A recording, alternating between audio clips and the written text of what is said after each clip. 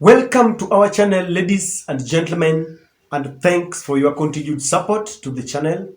If you are watching for the first time or you've not subscribed, the kindest request I want to give you is to hit the subscribe button and click the notification bell. Please like and share our videos. The chairman of the Independence and Boundaries Commission, Mr. Wafula Chebukati, is grabbing headlines, this time round in a very ridiculous manner. Mr. Wafula's tenure is ending, the tenure of office is ending in January next year. William Ruto is set to give him a job as an ambassador. And guess where? He's supposed to be appointed to be an ambassador in Venezuela.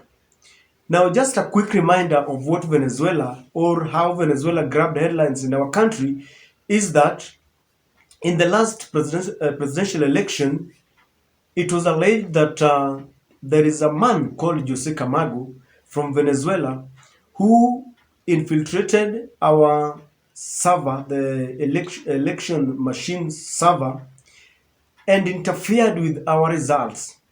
And that is how he gave William Ruto his win. Now, it's being said that after the tenure of Chebukati ends, Chebukati is going to Venezuela as an ambassador.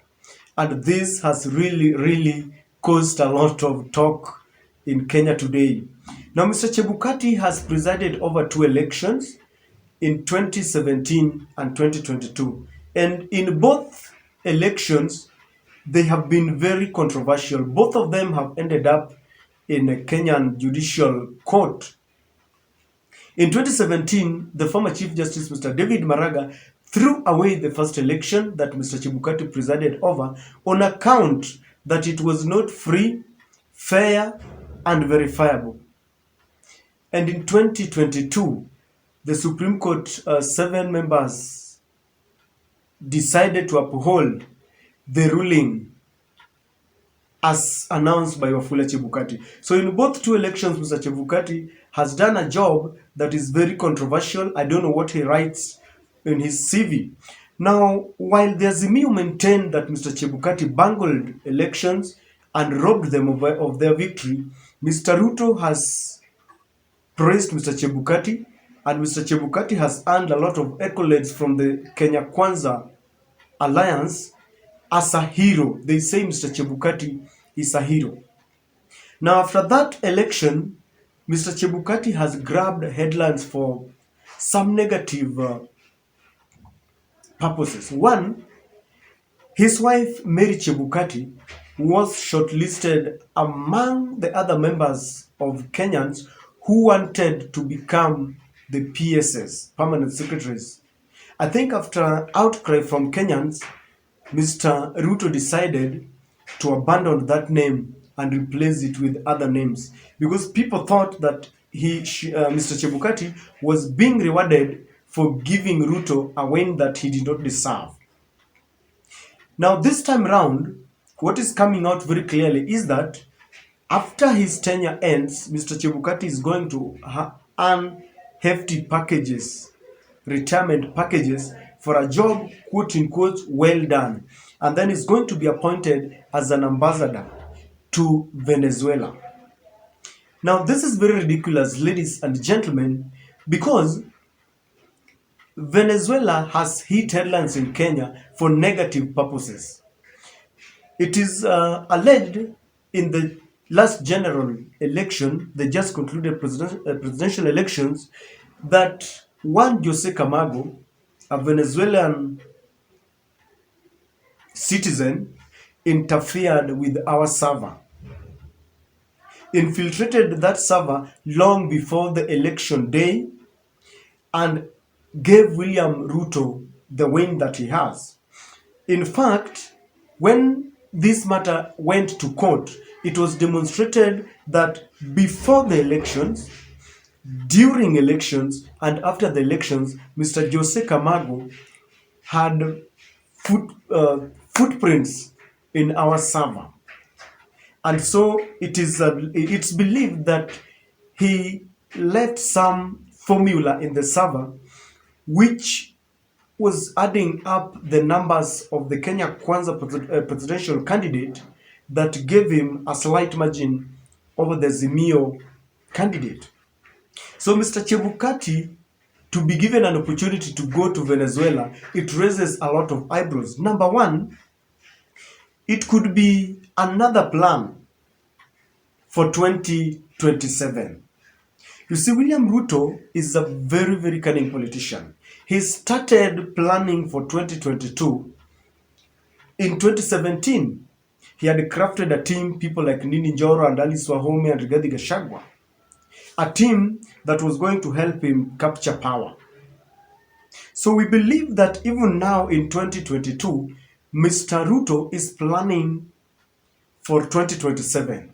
And one of the things that he's doing, if it is true that Chebukati gets an opportunity to be given an opportunity as an ambassador in the Venezuela, it will give him enough time to communicate, because they are going to be together with Mr.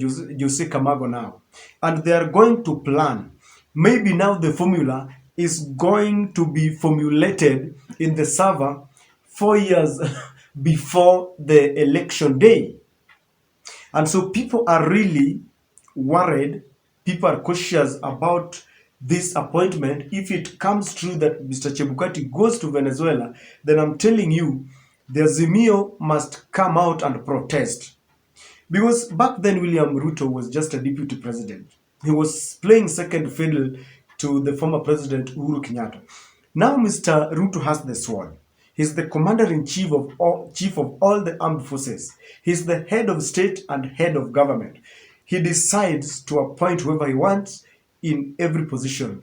Even if those appointments or appointees have to go to parliament, Mr. Ruto commands the numbers in parliament. You remember, he compromised and bought the support of the UDM candidates who have voted under Zimio, and they have now switched allegiance and they are now supporting William Ruto.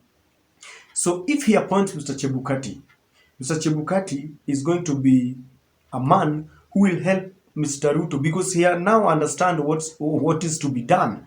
He was the chairman. He must have communicated with Jose Camago, because for them to come into the country, you remember when they were caught in Jomo Kenyatta International Airport, and the former DCI, Mr. George Kinoti, did a forensic audit on all the facilities that were found in possession of Mr. Jose Camago and the team.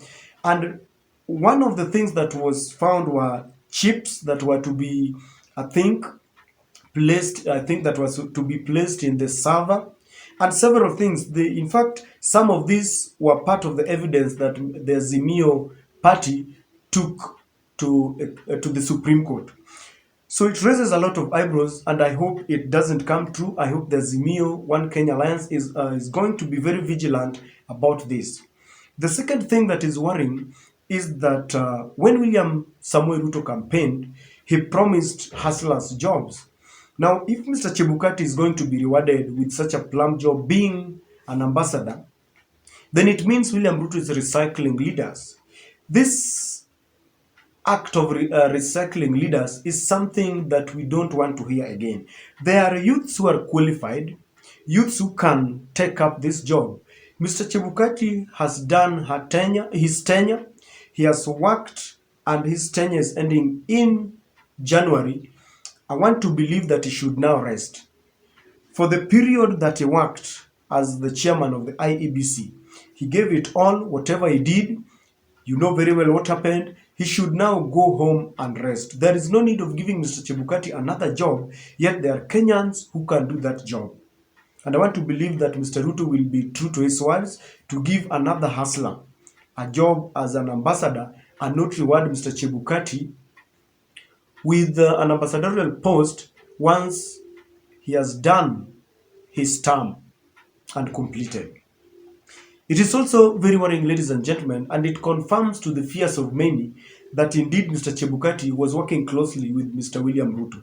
Because the allegations that are coming out is that apart from being rewarded with an ambassadorial position, he is going to get hefty packages beyond what is stipulated in our law.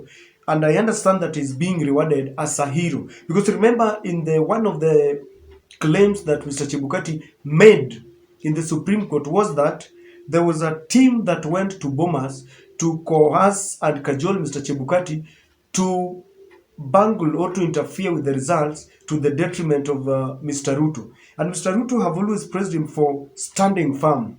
Mr. Chebukati has claimed that he was being forced to announce as a winner the Azimio One Kenya Alliance presidential candidate, Mr.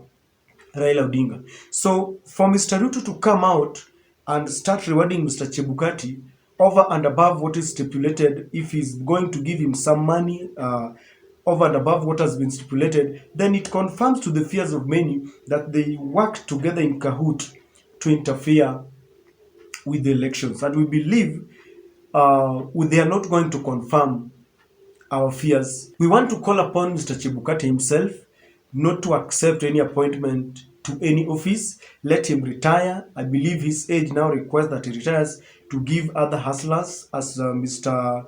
William Ruto had promised, an opportunity to serve Kenyans in that capacity. And ladies and gentlemen, that is my take. As always, those are only my thoughts. I would like to hear what you think of Mr. Chebukati. Do you think he should take another role? What do you think about his performance after conducting two presidential elections? Do you think he was perfect? Do you think he was average? Do you think he poorly performed? Because as I indicated earlier, the two elections were controversial and they both ended up in court. Please share me with me in the comment section what you think about Mr. Chebukati and his impending appointment, and especially to Venezuela to go and meet Jose Camargo. Till we meet in another video, cheers.